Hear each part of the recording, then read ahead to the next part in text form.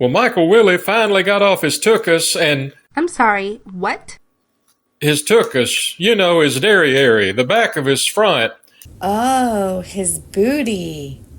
Yeah, well, anyway, Michael Willie finally got off his booty and posted the second episode in this series on Jerry Crew in Bluff Creek, California in 1958. The first episode ended in a cliffhanger.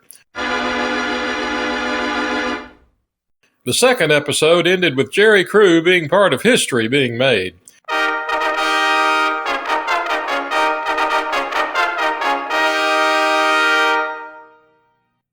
In this third episode, we will look at the aftermath of October 6, 1958. But will Michael Willie be able to wrap up the saga of Jerry Crew in 3 episodes? Or will it take more? Your guess is as good as mine, fellow babies. That's right. You have arrived at Bigfoot Crossing. Good morning, fellow babies. A great day in store for you here in the metro area.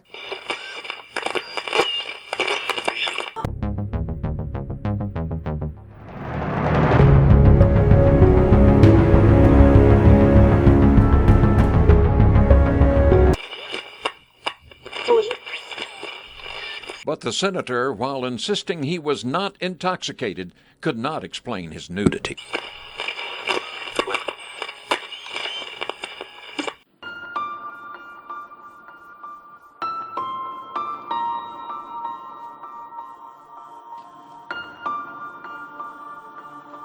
For hundreds of years, people from all walks of life have reported sightings of a large hairy animal walking on 2 feet. The scientific community has dismissed these sightings as hoaxes, hallucinations, or misidentified bears. But is there another option? Is it possible that there is an ape, the largest of the great apes, unrecognized and unclassified by modern science, roaming the forest of North America? Please join us as we seek the answer to this compelling question. You have arrived at the intersection of myth and science, of fact and folklore. You have arrived at Bigfoot Crossing.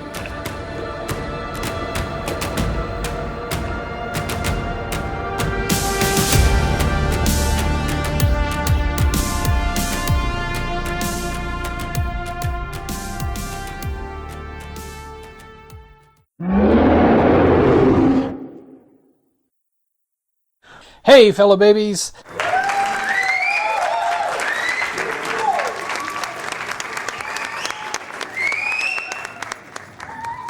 You have arrived at Bigfoot Crossing, the intersection of myth and science, of fact and folklore. I am Michael Willie, your guide on this ongoing expedition. We are ready to launch into our third episode in this series. October 6, 1958, a very slow news day, part 3. But first, let's get just a couple of housekeeping items out of the way. First, I want to thank my good friend Daryl Williams for channeling his inner Hank Hill yet again for the intro to today's episode. And if you need voice work, Daryl does a great job, and his contact information is in the episode info, or rather listed on the episode info page. Just go to bigfootcrossing.net and click on episode info at the top of the page. And while you're there, while you're on the website, be sure to visit the Bigfoot Crossing web store. Shameless plug. And you have even more reason to visit the Bigfoot Crossing web store, because the first generation Bigfoot Crossing t-shirts are now available for sale in the web store.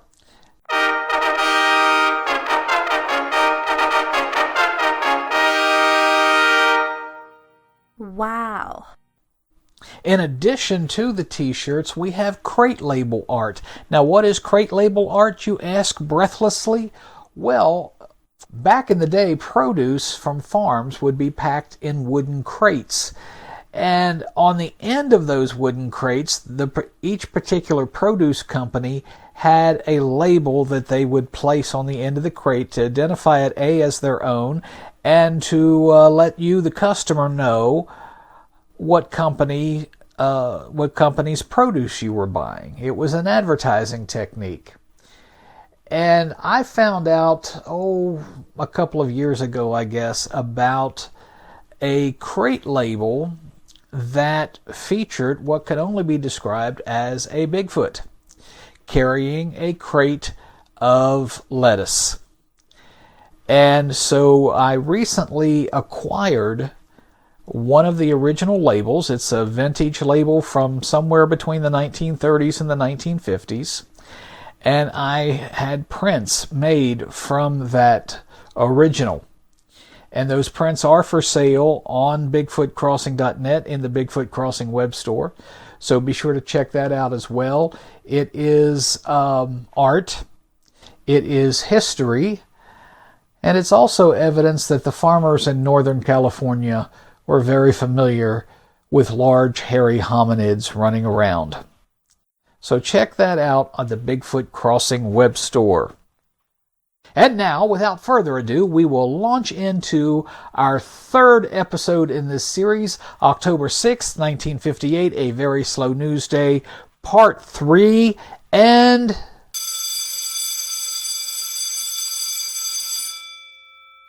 class is in session. All right, fellow babies, as a reminder, as we are traveling down this path in history, and I make a point of, or I find an issue that I really want you to keep in mind, I will play this sound effect. Gotcha. Now, when we last left our intrepid hero Jerry Crew, he had just been interviewed and photographed by the Humboldt Times, and the article was on the front page of the Humboldt Times.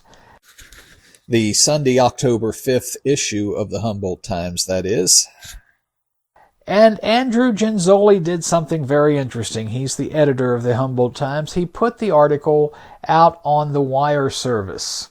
And on October 6th, 1958, because it was a very slow news day, the wire service picked up this article and photograph from Podunk, Humboldt County in Northern California, and it spread like wildfire across the country. And just like that, history was made. But then we asked the question, well, what happened after that? Which is a good question to ask. And so we'll be answering that question today. I don't know if we'll answer it fully today, but we will begin answering that question today, looking at the aftermath of October 6th, 1958. The first thing I want to point out that happened is that a British Columbia newspaper, The Province, out of Vancouver, made the connection between Bigfoot and the Canadian Sasquatch. The Province carried the article with Jerry Crew's photograph on Monday, October 6th, with the headline, New Sasquatch Found, It's Called Bigfoot. A picture of that headline is on the episode info page for this episode. Just go to BigfootCrossing.net, click on episode info at the top of the page, and then click on episode 9. And while you're there, be sure to visit the Bigfoot Crossing web store. Check out those t-shirts and that crate label art. A shameless plug. Let's see. What else happened? Oh, yeah. John Green, the Canadian journalist and newspaper owner who had been investigating Sasquatch stories and who would go on to become the premier chronicler of all things Bigfoot, read Genzoli's article in a Vancouver newspaper, maybe even the Province, I don't know for sure, and heads to Bluff Creek to investigate. Now here is John Green's discussion of that trip from page 66 of Sasquatch the Apes Among Us. Quote, after seeing Jerry Crew's picture, which was printed in a Vancouver newspaper, 3 of us decided to head for California. Just at the end, it turned out to be quite a trip. Taking what appeared on the map to be the quickest route over from the coast to Whitepec, we found ourselves wandering around on dirt tracks in the mountains west of the Klamath River, lost and almost out of gas. Finally, we flagged down a pickup truck only to be told by the driver that the bridge we were looking for had been washed out the preceding spring. He was halfway through an explanation of how we could get across the Klamath another way when we heard a heavy motor roaring somewhere below us on the hillside. The man in the pickup truck suddenly remembered that he was driving the lead car for a wide load, shouted a warning, and shot off up the hill.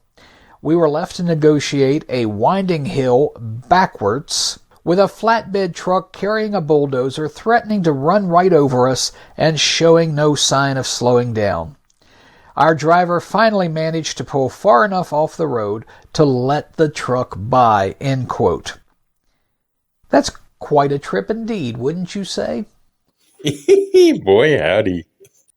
When they finally got to the Bluff Creek construction site, according to Green, there were only older tracks to be seen, the newer ones having been erased in the construction. Green writes, still, those that remained were very impressive, and I realized that in spite of having undertaken a 2,000-mile trip just to see them for myself, deep down I had never expected that there would be anything to see. Fortunately, my wife was with me. She might have found it more difficult to be so understanding over the years had she not seen those tracks herself. On page 67 of Sasquatch, the Apes Among Us, John Green states that while in California, quote, we spent one evening with Jerry Crew, and on the way home went to Anderson, California to call on Bob Titmus, Jerry's taxidermist friend, who in the meantime had been to Bluff Creek himself and had seen much better tracks than those we saw. He told us that from time to time hunters had told him of seeing such tracks, but he had always been sure they were made by bears. Having now seen some himself, he couldn't say what had made them, but certainly not a bear, nor did he think the tracks could have been faked, end quote. Next, a front-page headline in the Tuesday, October 14th edition of the Humboldt Times sort of gives us a glimpse into future events. The headline reads, Sheriff's Office ends up with Bigfoot in mouth. And the article concerned the efforts of the Sheriff's Office to question Ray Wallace about hoaxing the Bigfoot tracks. The article reads in part, quote, I'm not going in, stormed Ray Wallace of Willow Creek during a telephone conversation with the Times. If they want to put out a warrant, I'm going to sue them for slander, and I won't fool around about it. Wallace said he was 100 miles away at the time of the most recent tracks had been made, and had 25 or 30 witnesses to back him up, end quote. It's not clear, but I assume Wallace is talking about the tracks that were found on October 1st and 2nd. As far as I know, the Sheriff's Office made no further efforts to question Wallace after this embarrassing article was published and included Wallace's threat to sue the Sheriff's Office. You know, in a tight-knit rural community, news travels fast, even in the 1950s, without benefit of the internet and social media and all of those types of things. A man's reputation and business could easily be damaged by such an accusation, and Wallace was defending his and his brother's abilities to put food on the table for their families. But Wallace does elaborate in this article about what he thought was making the tracks and the effect the controversy was having on his business. Quote, I used to think they were bear tracks, Wallace said, and I still do. He doesn't believe they were made by a human because of the extremely steep slopes on which the tracks have been found. Why would somebody be going to all that work, he asked. Wallace said he just wishes the whole thing would be forgotten. Several of his men, as well as employees of other logging and construction companies, have quit since the Bigfoot scare. I wish they'd let it die down, he moaned. Maybe I could hire some men and get some work done. I'm losing money. Just 2 days later, on October 16, 1958, Bigfoot again made the front page of the Humboldt Times with an article about two road construction workers having a Bigfoot sighting.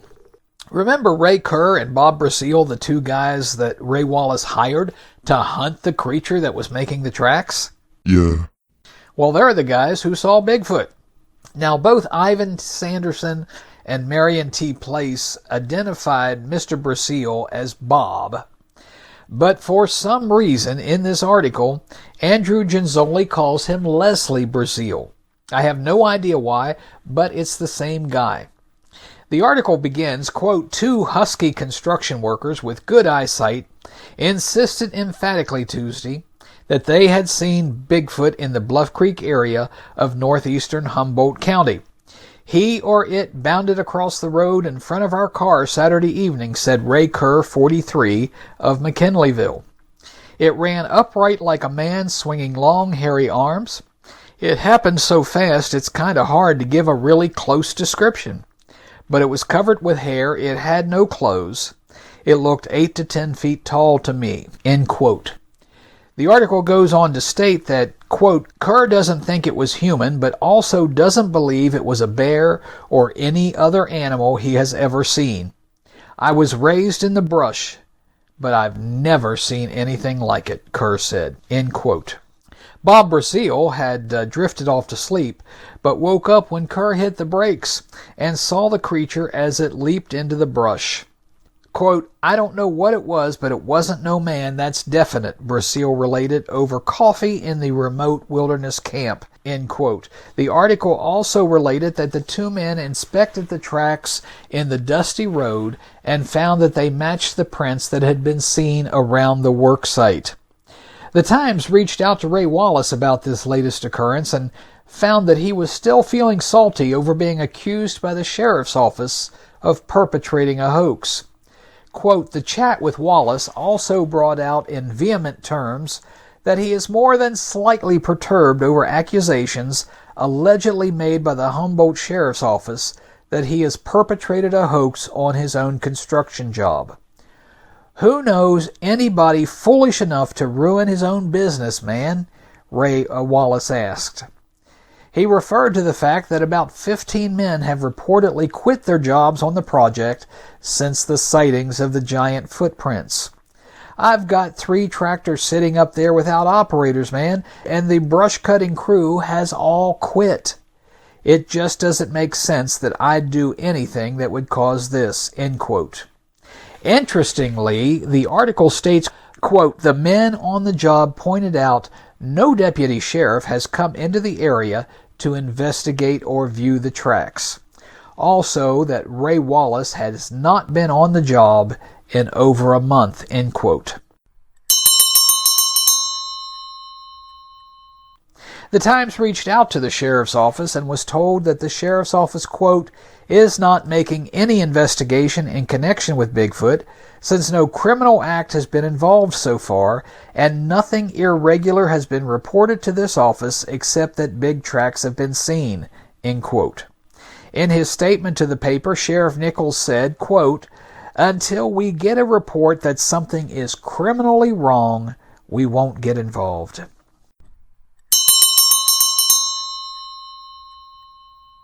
The article also states, quote, Ray's brother, W.R. Shorty Wallace, who with another brother Les is on the site of the Bluff Creek job, also is a believer that this is no hoax.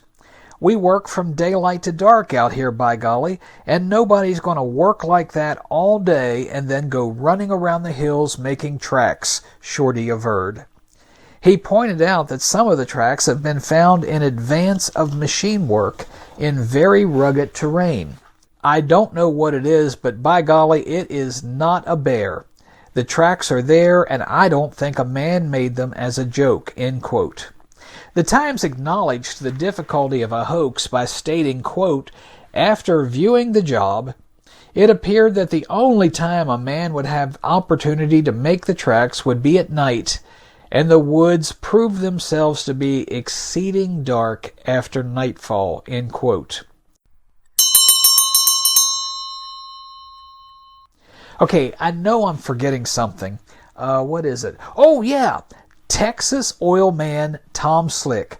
No kidding, that's his real name, and isn't that a fabulous name for a Texas oil man?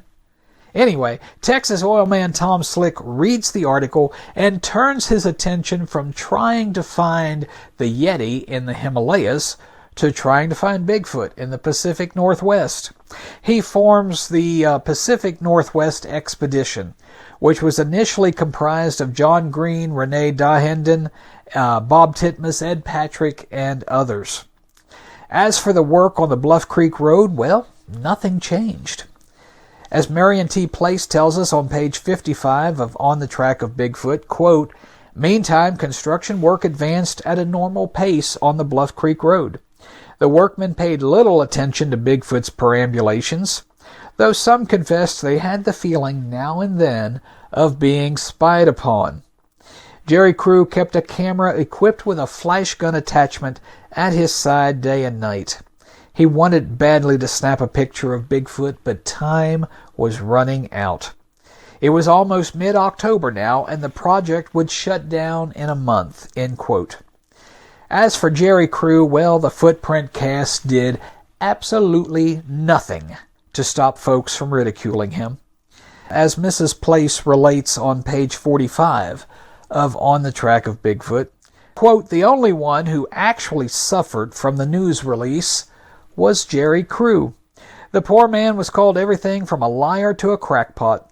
Hardly anyone came to his defense, even after Bigfoot obligingly left still more fresh footprints to confound those who ventured up the Bluff Creek Road to examine them.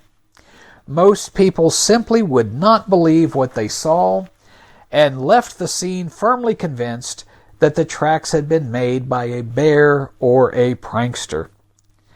Now, it may be cold comfort, but at least Jerry didn't have to suffer for long.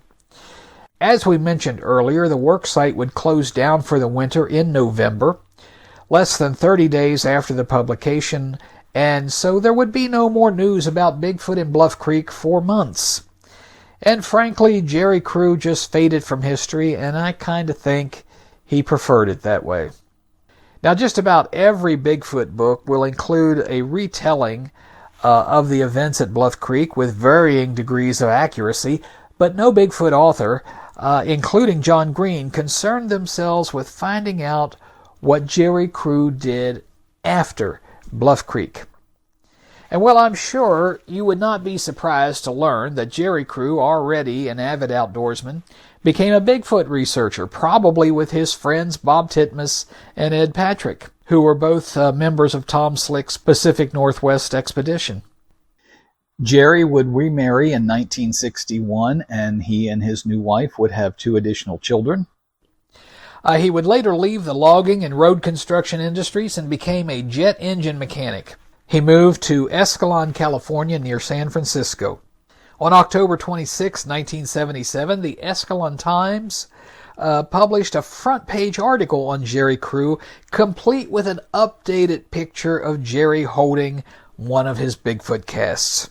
And, fellow babies, let me assure you, Jerry is still not smiling for the camera. And unfortunately, that article is only available online at newspapers.com, which requires a subscription.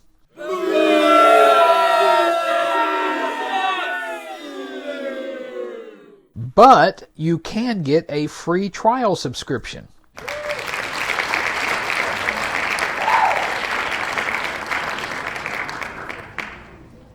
I have listed the article in the bibliography that's on the episode info page for this episode. Just go to bigfootcrossing.net, click on the episode info link at the top of the page, and then click on episode 9. And while you're on the website, be sure to visit the Bigfoot Crossing web store. Shameless plug.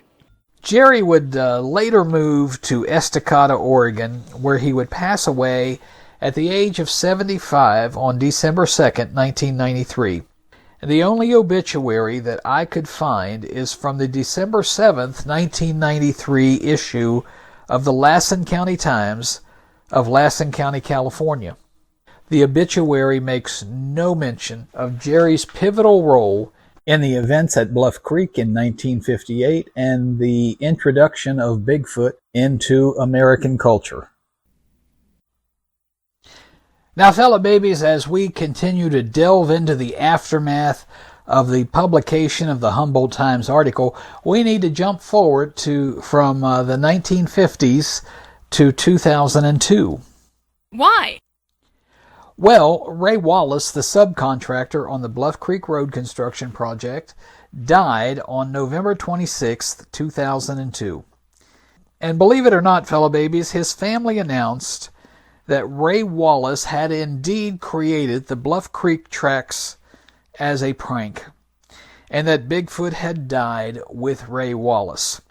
In addition to the claims of the Wallace family, noted cryptozoologist Lauren Coleman has also taken the position that the Bluff Creek footprints were faked. And fellow babies, we need to examine these claims. Now, how are we going to go about examining these claims? Well, as many of you know, I'm a lawyer in real life. Okay, clearly not all of you know, but I am, and I'm going to do what lawyers do. Chase an ambulance? No. What, like rack up billable hours? No. Well, what are you gonna do? I'm going to examine and weigh the evidence. I'm going to examine the statements made by the folks who say that Ray Wallace faked the tracks, compare what they say with what we know about the job site, add in what investigators who were on the ground in 1958 have to say, apply some logic and good old common sense, and see if those Bluff Creek was a hoax statements hold up under scrutiny. Now understand, fellow babies, we are 65 years removed from the events at Bluff Creek in 1958.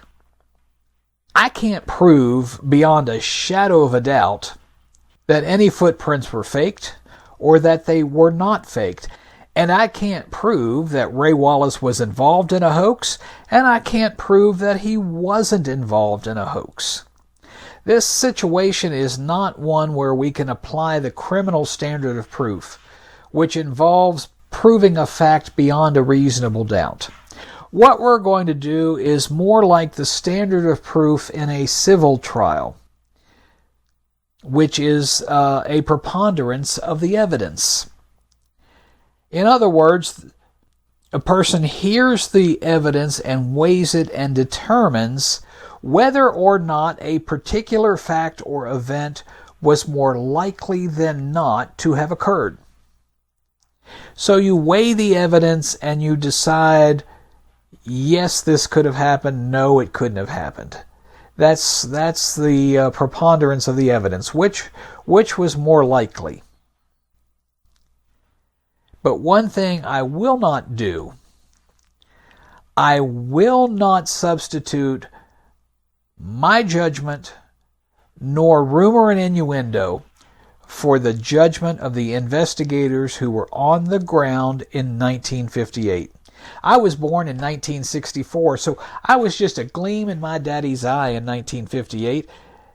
While we're at it, the oldest of Ray Wallace's 4 children would have been 6 in 1958, and Lauren Coleman was 11 in 1958. So none of us really have any business questioning the judgment of the men and women who were investigating this event almost right from the start. Okay, we'll start with the Wallace family and then move on to Lauren Coleman. Now, I have quite a few articles about Ray Wallace and his alleged hoaxing of the Bluff Creek footprints, but most of them are not available online without a subscription to newspapers.com. But there are 4 articles that are available for free online, and so those are the ones we'll be looking at. The first is from the December 6, 2002 issue of the Los Angeles Times, of all places, and is entitled Ray Wallace, 84, Took Bigfoot Secret to Grave, Now Kids Spill It. The second is from the December 7, 2002 issue of the News and Record out of Greensboro, North Carolina, entitled Trickster Created Bigfoot Hoax, Family Says. The third article is entitled Bigfoot is Dead, Late Prankster's Family Claims, and is from the December 7, 2002 issue of the Ledger newspaper out of Lakeland, Florida. The fourth article was published years later. That article, entitled The True Legend of Toledo's Bigfoot, was published by the Lewis County Tribune out of Toledo, Washington, the town where Ray Wallace lived.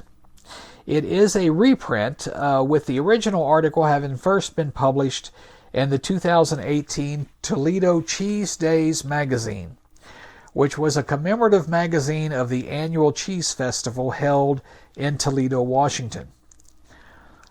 Now, according to the article in the LA Times, the Wallace family, quote, decided to come clean about Bigfoot after a reporter for the Seattle Times approached them following Wallace's death and asked about the persistent rumors that Wallace had made it all up, end quote. Michael Wallace, Ray's son, said he, quote, polled family members, all of whom knew of the fraud, and they decided the time was right, end quote. The resulting article in the Seattle Times was picked up by the wire services and created a sensation, but no one, particularly the reporters involved, stopped to investigate the truthfulness and accuracy of the family's claims. The Seattle Times is not available on newspapers.com, and the online archives for the Seattle Times doesn't go back to 2002. But 2 of our articles both have Seattle Times as the byline, meaning that the Lakeland, Florida Ledger and the News and Record out of Greensboro, North Carolina both picked up the article off the wire service. So let's look at those 2 articles first. Both articles have the same opening paragraphs. Quote, Bigfoot is dead. Really. Ray L. Wallace was Bigfoot. The reality is, Bigfoot just died, said Michael Wallace about his father, who died of heart failure November 26th in a Centralia, Washington nursing facility. He was 84. The truth can finally be told, according to Ray Wallace's family members. He orchestrated the prank that created Bigfoot in 1958. End quote. Okay, so the Wallace family claims that Ray perpetrated a hoax at Bluff Creek. But why and how is Ray supposed to have done it? Well, the answers to those questions are further down in the article, and again, both articles are the same. Quote, he'd been a kid all his life. He did it just for the joke, and then he was afraid to tell anybody because they'd be so mad at him, said nephew Dale Lee Wallace, who said he has the alderwood carvings of the giant humanoid feet that gave life to a worldwide phenomenon, end quote.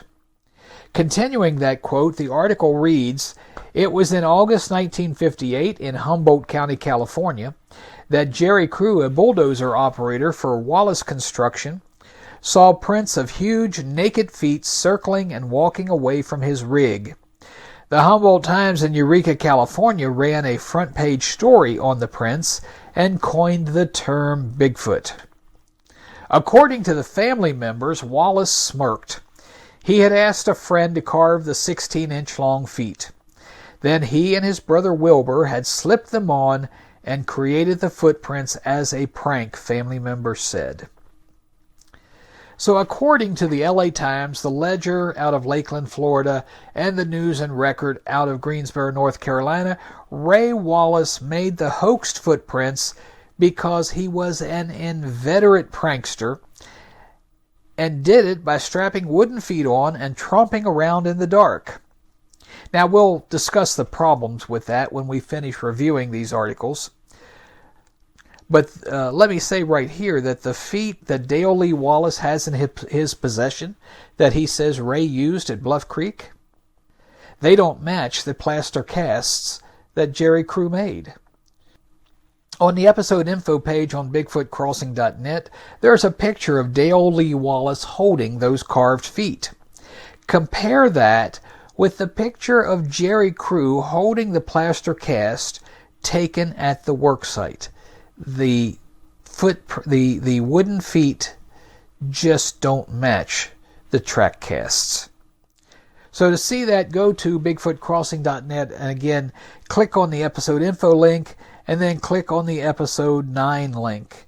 And while you're on the site, be sure to check out the Bigfoot Crossing web store. Shameless plug. And don't forget, all Hancock House books, whether they are Bigfoot related or not, are available through the Bigfoot Crossing web store with a special discount for podcast listeners. Be sure to use the BFC15 coupon code at checkout. 3 of the 4 articles speak to Ray Wallace's history as a prankster, and they all mention the same prank. Here's how the Lewis County Tribune describes it. Quote, Ray was known for doing harmless pranks for fun, like dropping a firecracker down a chimney to scare his friends after a long day of working in the woods. Quote, these guys would come into the camp at night and would be sitting by the stove playing cards, and Dad would go up on the roof, Mike said. He'd get one of those M80s, he'd wrap it in a wet newspaper with a long fuse so it wouldn't go off right away, and he'd drop it down the chimney into the stove. Then he'd come in and sit down with everyone at the card table, and a few minutes later, boom, the lids would fly off the stove. Ray would act surprised and say it must be the firewood, Mike said, adding that Ray would never confess to doing any of his pranks, end quote. You know, the sentence that stands out to me in that description is this one. Quote, Ray was known for doing harmless pranks for fun, end quote. So if the Bluff Creek footprints were created as a prank, Ray had men quitting over that prank, either because their family was concerned for their safety or because of the ridicule they had to endure when they went home on weekends. What's harmless or fun about Ray causing his workers to lose their livelihoods? What's fun or harmless about subjecting one of your employees, Jerry Crew, to an enormous amount of ridicule over a prank that he took seriously and appeared in the newspaper? None of this is harmless or fun, it's mean. And that's part of the reason I believe Ray Wallace had nothing to do with making these tracks. In the article in the LA Times, Michael Wallace had this to say about his father, quote, he was a prankster, but never malicious. He just liked playing jokes. According to his own family, it wasn't in Ray's character to play a mean joke. In my opinion, Ray Wallace did not hoax the footprints at Bluff Creek. Another reason I don't think Ray Wallace hoaxed the tracks is because he hired 2 hunters. Remember Ray Kerr and Bob Brazil? Yes! What businessman in his right mind goes to the expense to hire hunters to track down the source of footprints when the businessman knows the footprints are a hoax? And while we're on the subject, another reason I believe Ray Wallace did not hoax the Bluff Creek footprints is because Ray wasn't at Bluff Creek a whole lot. Remember the article in the Humboldt Times about the sheriff wanting to question Ray? Yeah! Ray stated in that article that he was 100 miles away at the time the most recent tracks had been made and had 25 or 30 witnesses to back him up. And in the article 2 days later about the Bigfoot sighting, it's reported that Ray Wallace hadn't been to Bluff Creek in over a month. In his final publication, John Green makes this same point. In The Best of Sasquatch Bigfoot, Mr. Green writes at page 13, "Where does Ray Wallace fit in? The men who saw the tracks were employed by his company, but he was seldom there. He was based at Willow Creek, a couple of hours from the Bluff Creek project, but his friend Ed Schillinger recalls that he was usually away somewhere trying to drum up future contracts. In short, Ray Wallace did what all contractors do while they're working on a current job. He was out lining up future work. There's no way Ray Wallace made the Bluff Creek footprints." And thanks so much to Hancock House Publishers, the home of cryptozoology, for allowing me to quote from John Green's works in these podcast episodes. The Best of Sasquatch Bigfoot and all of John Green's books are available at hancockhouse.com and at the Bigfoot Crossing web store with that special discount for podcast listeners. Now, let's take a close look at the Lewis County Tribune article. This article is significantly different from the other three. It was published 16 years after the death of Ray Wallace. His son Michael Wallace is still the family spokesman, but clearly the story has changed. The article starts off with Toledo resident Don Buswell's recollection of big footprints in the 1930s. And that may seem like a weird place to start, but it's actually a very important place to start. In the 1930s, Rant Mullins was a forest ranger and apparently a bit of a practical joker himself. The Lewis County Tribune article states, quote, "Buswell said the late Rant Mullins of Toledo fashioned a set of large feet out of soft alder wood using a jackknife. Mullins and a friend made big footprints around the huckleberry pickers' cars and then waited by the ranger station to watch the berry pickers come back and report it." So why is this important? As we'll see in a minute, there's a connection between Rant Mullins and fellow Toledo resident Ray Wallace. Now the article moves on to Humboldt County, 1958, and states that, quote, "Ray Wallace was looking for a way to deter thieves and vandals from messing with his construction equipment at a job near the Hoopa Indian Reservation in Humboldt County in Northern California in the summer of 1958. And Ray's son Michael confirms this. Quote, "People were sabotaging his equipment," said Mike Wallace, 69, one of Ray's sons who grew up living in logging camps and now lives south of Toledo. Mike said the vandals were basically drunks who went out and destroyed stuff after the workers left for the day. Quote, "Dad got this great idea to get these feet carved up and make some prints around to scare people off," Wallace said. Ray asked his Toledo neighbor Rant Mullins to carve some large feet and send them to him, with the idea that once a rumor got started, the vandals would quit bothering their equipment, end quote. The article mentions Jerry Crew casting some footprints and being written up in the Humboldt Times, but to quote the article in the Lewis County Tribune, Mike Wallace has a different version of this story. Quote, "Dad went out and waited for Jerry Crew to shut down the cat and leave," he said. As soon as Jerry was gone, Ray started up the cat and went over and squeezed a barrel of oil and threw it over the bank.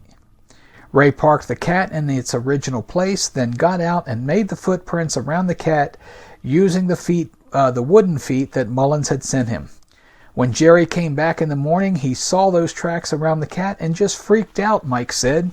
He went into Willow Creek to tell everyone, and somebody called the newspaper in Eureka. The head reporter came out, took some photographs, and wrote up a story, end quote. Now, let's pause here for a breather and a little bit of critical thinking, because the holes in this story are big enough for Bigfoot to walk through without bumping his head. Now, first of all, fellow babies, if you had a problem with folks vandalizing your property, as a reasonable, rational person, never mind being a reasonable, rational business owner, what would your first action be? Would you immediately think to yourself, I need to make some giant footprints in the dirt to scare these idiots off? No! Of course not. You would call the sheriff, right? Yeah, that's right. Of course you would, and Ray Wallace did not call the sheriff. How do I know?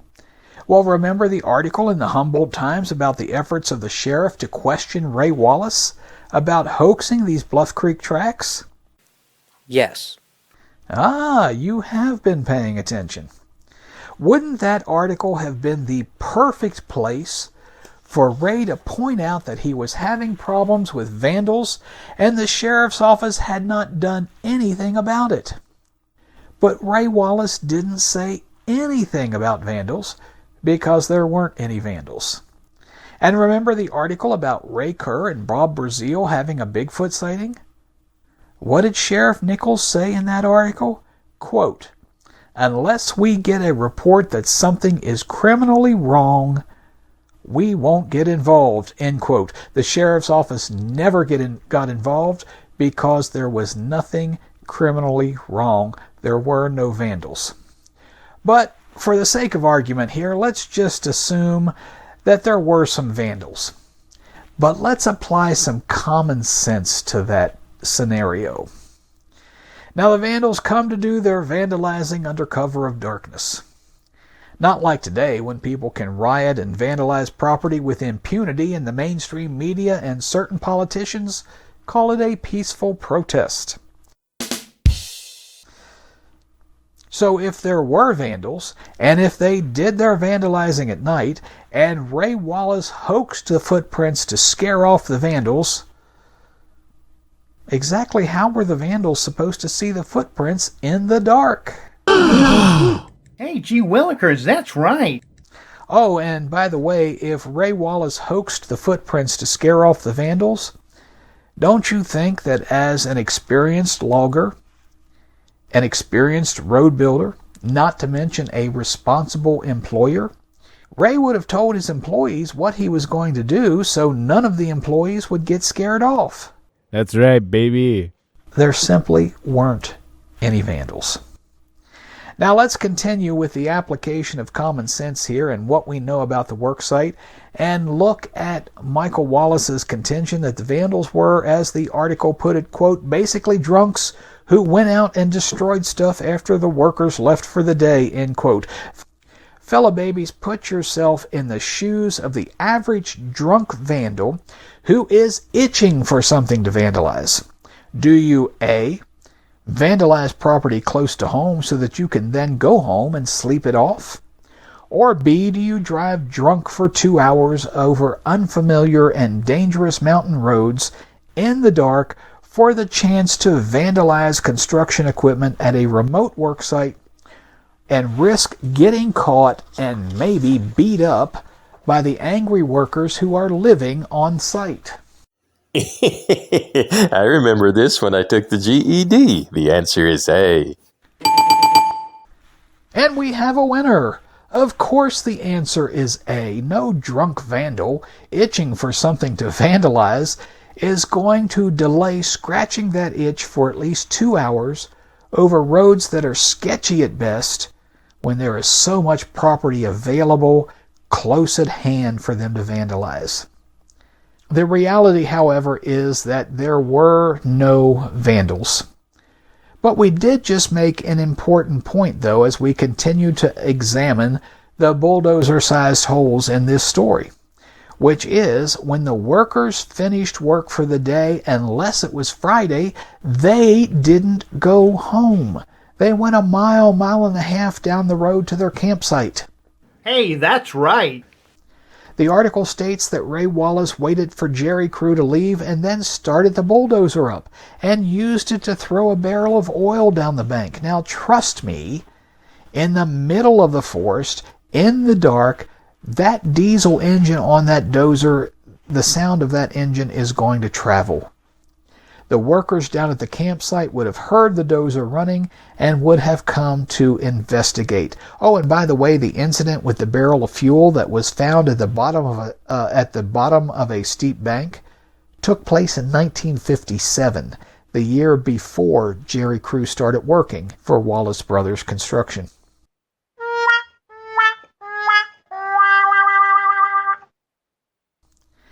Now, the last item we're going to look at in this article is Don Buswell's recollection of how he and Ray Wallace made footprints in the dust in Northern California. The article reads, quote, Don Buswell still recalls helping Ray make tracks in the thick dust by strapping the wooden feet over his boots. The dust was so thick in Northern California it ran like water down the road, Buswell said, adding that it didn't rain from April to Thanksgiving. Quote, I put the feet on, and then I hung on to the back of his pickup, and we went real slow down this dusty road, taking long steps. I tell you, they are eerie even if you make them yourself. You look back and see them, and they're kind of weird, end quote. Now, Don Buswell doesn't say that he and Ray did this at the Bluff Creek worksite, and I honestly don't know if Don Buswell was a crew member at the Bluff Creek site. But if Mr. Buswell was referring to Bluff Creek, this story has the same problem as Michael Wallace's story about his daddy starting up the dozer. The sound of the engine would have been heard by the workers in the campsite, and they would have come to investigate. There's also one very big problem with how Don Buswell says he and Ray made the footprints. The family was not able to replicate this method.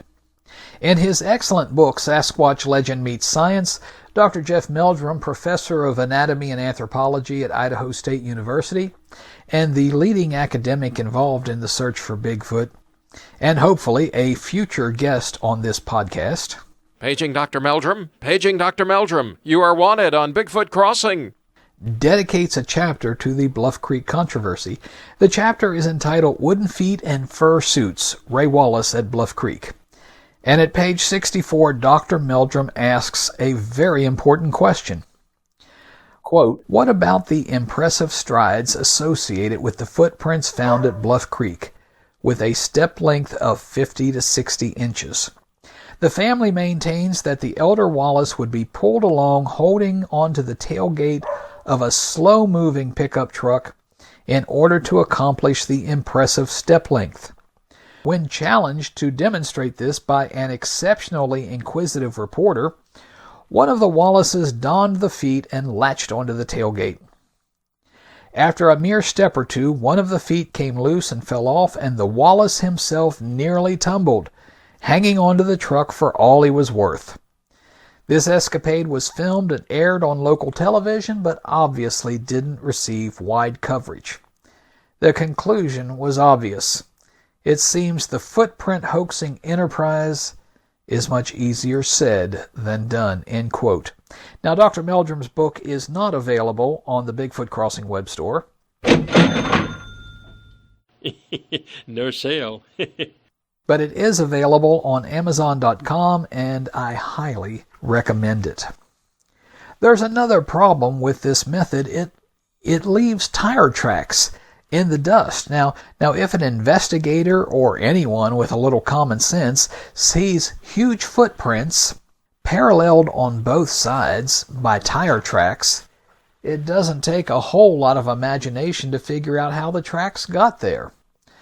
Also, remember that the first time Jerry Crew saw the footprints in August 1958, it was a Wednesday morning. The tracks were made overnight while the crew was just down the road in their campsite.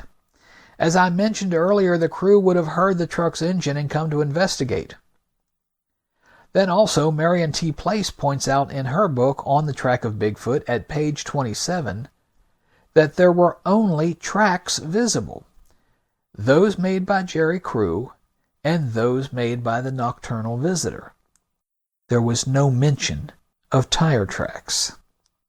Anyway, as Dr. Jeff Meldrum goes on to say in his book, quote, of course, even if it could be accomplished on a level road, This method could definitely not account for the tracks that marched up and down steep hillsides, presumably in the dark of night. John Green investigated a line of tracks that generally followed a roadbed while meandering up and down the steep brush-covered banks along the road. The tracks Crew witnessed approached the construction site straight down a steep incline of about 75 degrees. Coming down the incline, the track maker had to dig its heels in to purchase more secure footing, end quote. Then Dr. Meldrum concludes, quote, just imagine yourself wearing poorly harnessed snowshoes while traipsing in the dark through heavy brush on steep hillsides, end quote. And I might add, carrying enough weight to make deep impressions in the ground. There's no way a human being made the footprints coming down the hillside, or anywhere else in the dark for that matter. Remember Andrew Genzoli's statement in the article about Kerr and Brazil's Bigfoot sighting. Quote, the only time a man would have opportunity to make the tracks would be at night, and the woods proved themselves exceeding dark after nightfall. And speaking of making deep impressions in the dirt, there's another problem with the Wallace family story about Ray faking the tracks. Regardless of whether he was just tromping around in the dirt or hanging onto the tailgate of a pickup, when you wear oversized false feet and are walking around in them trying to make impressions in the ground, the effect is the same as if you were wearing snowshoes. I'm sorry, what? Yeah, you lost me. Well, snowshoes keep you from sinking when you walk in the snow. Oh, really? How? Well, according to howstuffworks.com, here's how it works. Quote, in very simple terms, snowshoes work by having a larger surface area than the bottom of your boot or tennis shoe. That larger surface area means that you have more snow supporting your body weight from below when you wear a snowshoe than you'd have if you were just wearing a size 9 shoe, end quote. Gotcha. Yeah, and because of the large surface area on false feet, a person making those false feet would not be able to make a deep impression in the ground on which he was walking. Remember the first time that Jerry Crew saw the footprints. Crew noted that the tracks were 2 inches deep, while his own footprints were only a half an inch deep in the same soil. Wow. If a person had made those prints using false feet, the imprint would not have been nearly as deep due to the snowshoe-like quality of the false feet, unless that person was carrying a significant amount of weight on his back. And by the way, I have placed a link to the article on snowshoes on the episode info page on bigfootcrossing.net. Just go to bigfootcrossing.net, click on episode info, and then click on episode 9. And while you're on the website, be sure to visit the Bigfoot Crossing web store. Shameless plug. Anyway, in an article in the October 9th, 1958 issue of the Humboldt Times entitled, Times Reporter Has a Look at Tracks, Says They're Real, intrepid girl reporter Betty Allen confirms the disparity in the footprints. Having been driven to the worksite by Philip Ammon and escorted to the trackway by Jerry Crew, Betty writes, quote, the first actual line of tracks definitely jolted me. On the hard ground where Philip Ammon's number 12s made a very slight imprint, the track of Bigfoot sunk a half to 3/4 of an inch in depth. 20 clear, deep footprints marched along the side of the traveled portion of the road.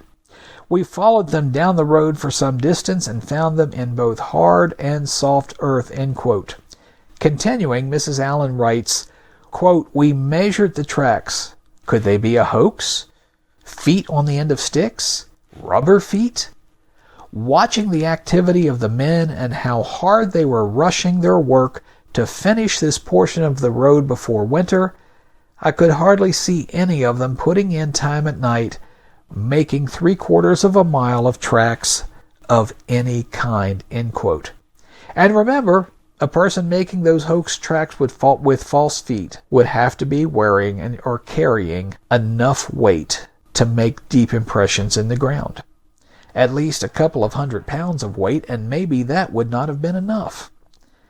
In the Best of Sasquatch Bigfoot at page 13, John Green mentions efforts by the media in the aftermath of the Wallace family announcement to make tracks with false feet. Quote, demonstrations were put on for both CNN and Fox News, in which their own people walking on fiberglass copies of genuine 15-inch tracks learned that deep tracks can't be made in firm sand that way. Even, in the case of CNN, by two men weighing a combined 440 pounds, end quote. So clearly, fellow babies, the workers at the Bluff Creek construction site who were working from sunup to sundown, building a road up the face of a mountain, were not going to be running around at night with a few hundred pounds of weight on their back trying to hoax footprints. And frankly, that includes Wilbur Wallace, the foreman, and his brother Les Wallace, the two Wallace brothers who were on the job site all the time, because they too were working from sunup till sundown. And it also includes Ray Wallace, who was headquartered at Willow Creek, which was a couple of hours away from the Bluff Creek job site, and was overseeing multiple job sites throughout Northern California, as well as trying to drum up more work and future projects for Wallace Brothers Construction, and whose presence at the job site would have been noted by the men. Now, the next item I want to take up as we discuss the aftermath of the publication of the article in the Humboldt Times about Jerry Crew finding and casting these Bigfoot tracks is the relationship between Rant Mullins and Ray Wallace. And as with everything in this story, it's complex and a little convoluted. And so this is probably a good place to jump off, and we will pick up next time with Rant Mullins and Ray Wallace and the tale of the missing carved feet. All right, fellow babies, that's another episode in the can. Again, I want to give a shout out and a big thank you to Lauren in the reference department in the Humboldt County Public Library. Lauren did a great job of tracking down articles for me in the library's microfilm archives of the Humboldt Times. And even sometimes when I gave her the wrong date or perhaps the wrong article title, she was still able to come up with what I was looking for. And I really appreciate it, and these episodes would not be possible without Lauren's hard work and research. You know, fellow babies, I paid the Humboldt County Public Library around $120 for all of the articles that Lauren was able to find and copy for me. And that includes a copy of Betty Allen's booklet, Bigfoot Diary. And if you would like to receive a copy of all of this research that I've amassed, just shoot me an email at tnsasquatch@gmail.com and let me know. There will be a modest fee for copying and postage, but I will be happy to share this research with you. And so be sure to join us right here at Bigfoot Crossing for our next episode, as we continue looking at the aftermath of the publication of the article in the Humboldt Times. October 6, 1958, a very slow news day, part 4.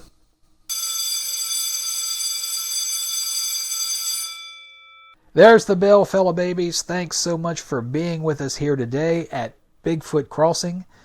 Now get out of here.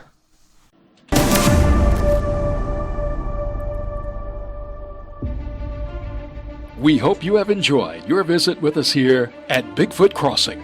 The internet home for Bigfoot Crossing can be found at www.bigfootcrossing.net. Michael Willey's website, Bigfoot in Tennessee, can be found at www.tnbigfoot.net. Please follow us on Facebook at Bigfoot Tennessee. You can also follow Michael Willey on Twitter. His handle is at Michael B. Willey. Each episode of Bigfoot Crossing is posted to the Bigfoot Crossing YouTube channel. Please subscribe so you can be notified when new episodes are posted. Your feedback is always welcome. Please email questions and comments to tnsasquatch@gmail.com. Be sure to let us know which episode you have a question or comment about. Thanks for joining us today. We look forward to seeing you next time right here at Bigfoot Crossing.